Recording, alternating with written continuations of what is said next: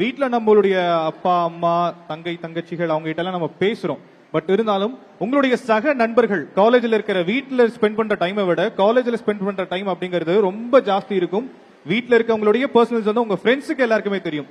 So அந்த அளவுக்கு திக் ஃப்ரெண்ட்ஸா இருக்கக்கூடிய நீங்க உங்களுக்குள்ள அரசியல் பேசுவீங்களா? என்ன மாதிரி அரசியல் பேசுவீங்க? என்னென்ன விஷயங்களை ஊக்குவிப்பீங்க உங்களுக்குள்ள?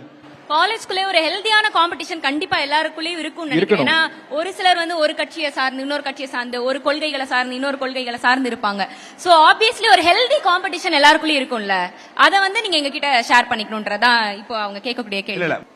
இது நம்ம இந்த கொஸ்டின் போறதுக்கு முன்னாடி நம்ம காலேஜ்ல இருக்கோம் அப்படிங்கறதுனால காலேஜ்ல யூனியன் செக்ரட்டரி பிரசிடென்ட் எல்லாம் சூஸ் பண்ணுவாங்க இல்லையா? முதல்ல இங்க இவங்க ஸ்டூடெண்ட்ஸ் என்ன மாதிரியான விஷயங்கள்லாம் எக்ஸ்பெக்ட் பண்றாங்க, தனக்கான ஒரு லீடர் காலேஜ்ல ரெப்ரசென்ட் பண்றாங்கங்கறப்ப அவங்க கிட்ட என்ன மாதிரி விஷயங்கள்லாம் எக்ஸ்பெக்ட் பண்றாங்க முதல்ல தெரிஞ்சுக்கலாம் நினைக்கிறேன். பீப்பிள் லீடர் மாதிரி காலேஜ் செக்ரட்டரி எங்க யூனியன் மெம்பர்ஸ்லாம் செலக்ட் பண்றப்ப செகண்ட் இயர் தேர்ட் இயர்ஸ் தான் ஓட்டிங் போடுற மாதிரி இருக்கும். ஃபர்ஸ்ட் இயர்ஸ் வந்து அப்பதான் என்ட்ரியா இருந்தனால அவங்கள வந்து அவ்வளோக்கு சூஸ் பண்ண விட மாட்டாங்க, யாரும் என்னன்னு தெரியாதுன்னு.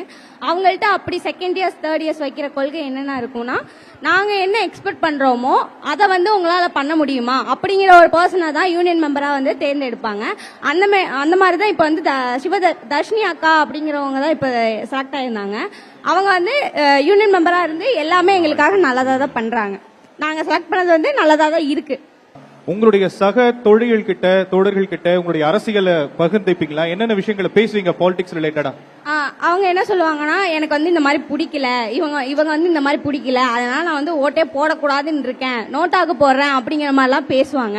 எனக்கு வந்து அது வந்து எனக்கு வந்து சாட்டிஸ்ஃபைடா இருக்காது. எப்படி நீ அப்படி போடலாம்? ஒரு தப்பான பர்சன் வந்து உன்னோட ஒரு ஓட்டுனால வந்து அவங்க வின் பண்ணிட்டாங்கன்னா அந்த தப்பான பர்சன் வந்து 5 வருஷத்துக்கு ஆட்சி காலத்தை நிலநாட்டுற மாதிரி இருக்கும்ல, அந்த கட்டான பர்சன்னால அந்த ஆட்சியை வந்து பிடிக்காம போக முடியாதுல்ல.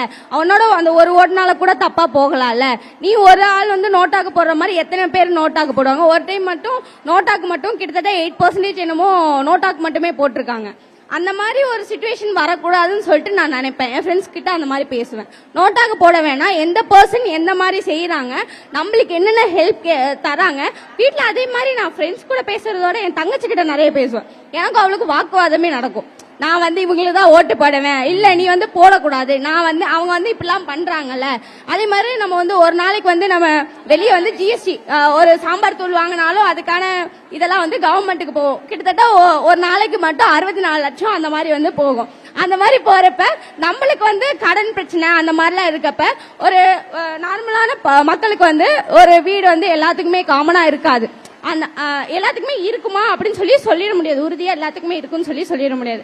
அந்த மாதிரி வீடு கட்டி தரது, அவங்களுக்கான தேவைகள் எல்லாத்தையுமே வந்து செஞ்சு தர ஒரு தலைவனை தான் நாங்க தேடுறோம். சரி, அடுத்ததா இதுலயே ஒரு சப் கொஸ்டின் இருக்கு.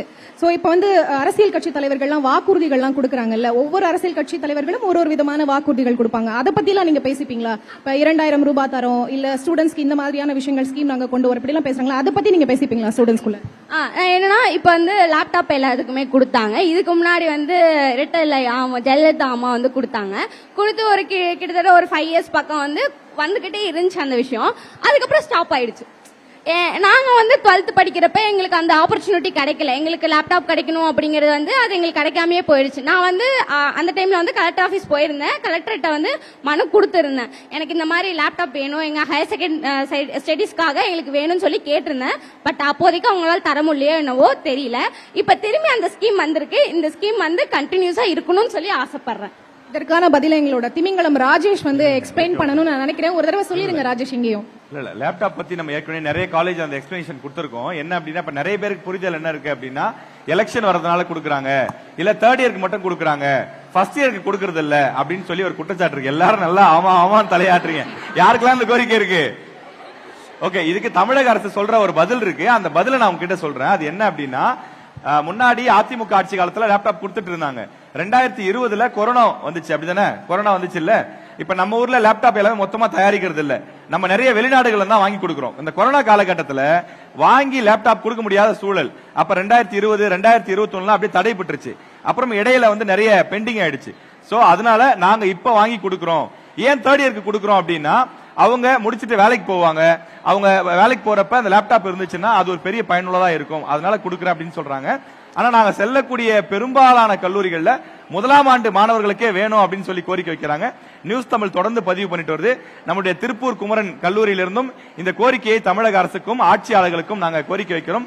முதலாம் ஆண்டு மாணவர்கள் லேப்டாப் விரும்புறாங்க, பார்த்து செய்யுங்க ஆட்சியாளர்களே. இதை ஏன் நான் இப்ப ராஜேஷ் எக்ஸ்பிளைன் பண்ண சொன்னேன் அப்படின்னா, அடுத்தடுத்து கேள்விகள் வரும். மாணவிகள் தொடர்ந்து இந்த எந்த காலேஜஸ்க்குலாம் நாங்க போறோமோ அங்கெல்லாம் மடிக்கணினி பத்தின விஷயத்தை கேக்குறீங்க.